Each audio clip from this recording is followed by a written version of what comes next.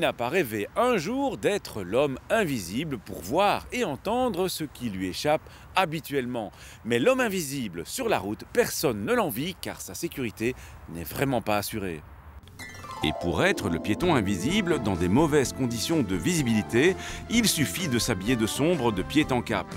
Ainsi, sur une route peu éclairée, un piéton habillé de sombre ne sera visible dans les phares de voiture qu'à une vingtaine de mètres, c'est trop peu. Habillé de vêtements clairs, notre piéton sera un peu moins invisible, puisqu'il sera vu à environ 50 mètres. C'est mieux, mais c'est encore loin d'être suffisant. Par contre, avec des éléments rétro-réfléchissants ou une veste de sécurité, le piéton quittera complètement son statut d'homme invisible car il apparaîtra dans les phares de la voiture jusqu'à 150 mètres de distance. Le cousin du piéton invisible, c'est le cycliste sans éclairage. Certes, pour un cycliste, une veste de sécurité est un réel plus et les vélos sont aussi souvent équipés de catadioptres, mais les feux sont par contre obligatoires la nuit et doivent être allumés même pour circuler sur une piste cyclable par exemple.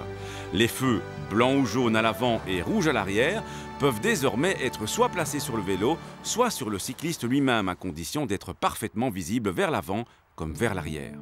Les feux pour cyclistes peuvent également être clignotants, ce qui attire certainement l'attention des autres conducteurs. Parlons à présent de la visibilité des véhicules motorisés. Pour les cyclomotoristes et les motards également, la veste de sécurité est un réel avantage en termes de visibilité.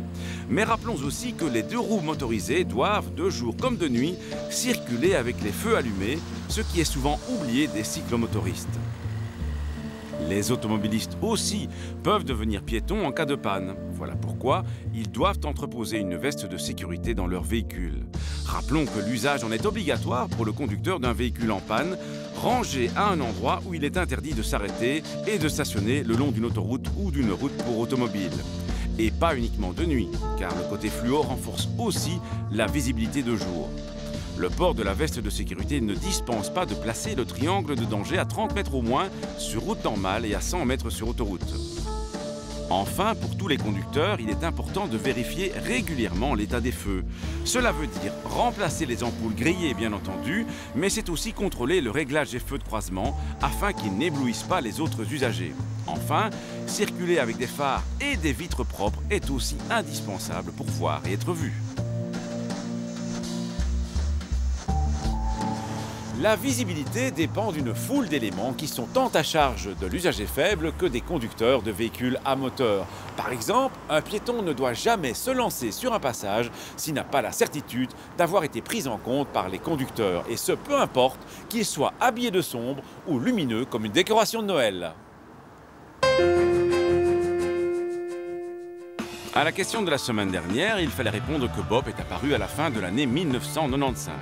A gagné cette semaine une tablette Schtroumpf Lenko. La question: les matières rétro-réfléchissantes sont utiles principalement de jour, aussi bien le jour que la nuit ou principalement la nuit. Soit vous téléphonez au 0905 56 493, soit vous envoyez un SMS au 6020 en tapant contact 1, 2 ou 3 et vos coordonnées complètes. Il y a en moyenne un conducteur fantôme par jour qui est signalé en Belgique, c'est-à-dire un conducteur qui remonte à contresens une route séparée par une berme centrale, comme le sont les autoroutes. Pour éviter de vous retrouver dans cette situation, soyez particulièrement attentifs à la signalisation aux accès des autoroutes et d'autres grands axes du même type, surtout la nuit ou par mauvaises conditions météo. Ne ratez pas les signaux sens interdits placés aux sorties et parfois, vous trouvez aussi des panneaux spécialement conçus pour vous alerter. Si vous croisez ces différents signaux, c'est qu'il est grand temps de vous arrêter et de faire demi-tour. À la semaine prochaine et d'ici là, bonne route!